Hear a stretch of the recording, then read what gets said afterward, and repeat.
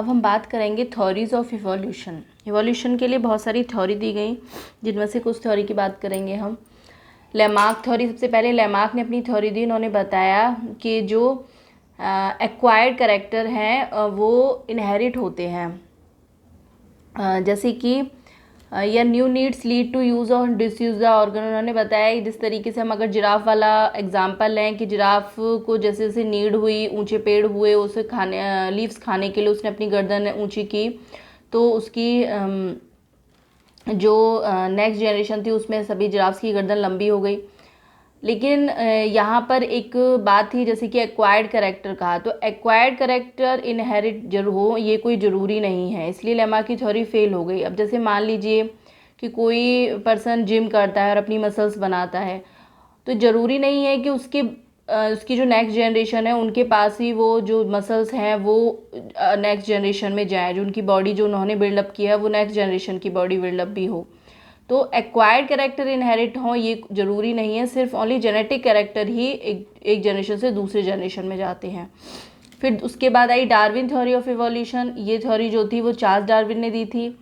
ये इससे कौन इन्फ्लुएंस हुए थे? Thomas Malthus. और इनकी तरह सिमिलर रिजल्ट निकाले थे अल्फ्रेड बेलेस ने।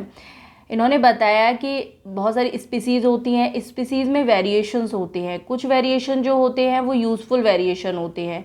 अब जो वो यूज़फुल वेरिएशन है, जो उन यूज़फुल वेरिएशनों को यूज़ करता है वही ज़्यादा टाइम तक रह पाता है और उसी की ही मोर प्रोजेनी बनती है, यानी कि उसकी और ज़्यादा प्रोजेनी बनेंगी, ज़्यादा जो उसकी जनरेशन्स होंगी वो ज़्यादा आगे जो जाएंगी, जो कैरेक्टर वही यूज़फुल वेरिएशन के ही जाएंगे। इन्होंने डार्विन वेरिएशन जो थे वो स्मॉल थे और डायरेक्शनल थे। डार्विन के जो वेरिएशन थे वो स्मॉल और डायरेक्शनल थे। फिर उसके बाद आई mutation theory. Mutation theory Hugo de Vries के द्वारा दी गई। इन्होंने वर्क किया इवनिंग प्राइमरोज पर। म्यूटेशन जो है वो इवोल्यूशन कॉज करता है, म्यूटेशन से इवोल्यूशंस होते हैं, और जो म्यूटेशन होता है वो रैंडम और डायरेक्शनल लेस होता है। ऐसा नहीं है कि अच्छे अच्छे म्यूटेशन होंगे, ख़राब म्यूटेशंस भी हो सकते हैं और इसका कोई डायरेक्शन नहीं होता है। इसमें एक आता है सॉल्टेशन। सॉल्टेशन क्या होता है? ये सिंगल स्टेप लार्ज म्यूटेशन होता है जो कि स्पेशिएशन कॉज करता है।